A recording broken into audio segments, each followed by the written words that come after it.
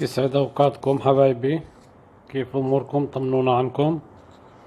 طبعا اليوم حلقتنا عن إحدى قرى فلسطين، وهي قرية صغيرة تطل على الساحل الفلسطيني، اسمها قرية ظهر العبد. قرية ظهر العبد تابعة لمحافظة جنين، قرية جميلة جدا تطل على الساحل الفلسطيني، يعني بتبعد هوائي عن البحر الأبيض المتوسط تقريبا من كيلو لكيلو ونص متر.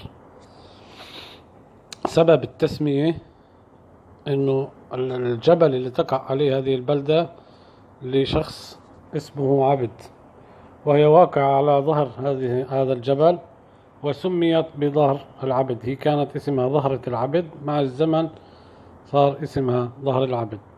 عدد سكانها تقريبا بحدود 1000 نسمة، كل ساكنيها قرايب ولاد عمومية، يسكنها عائلة واحدة فقط وهي عائلة العمارنة.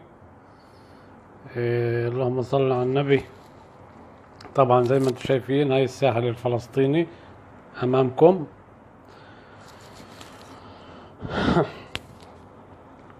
أنا أصلي من هذه البلدة وأمتلك منزل فيها، وعندما أتعب أو أمل من أجواء العمل والمدينة أذهب لأرتاح وأريح أعصابي في هذه البلدة، لأنه بالفعل منظر جميل وبريح الأعصاب، بريح الفكر، هدوء تام بدون أي ضجة، بدون أي مصانع سيارات شغلات زي هيك. هاي طبعا ساحة بيتي أو جنينة بيتي، يعني شيء بجنن جد جد، هدوء وحلو، والقعدة فيه بترد الروح.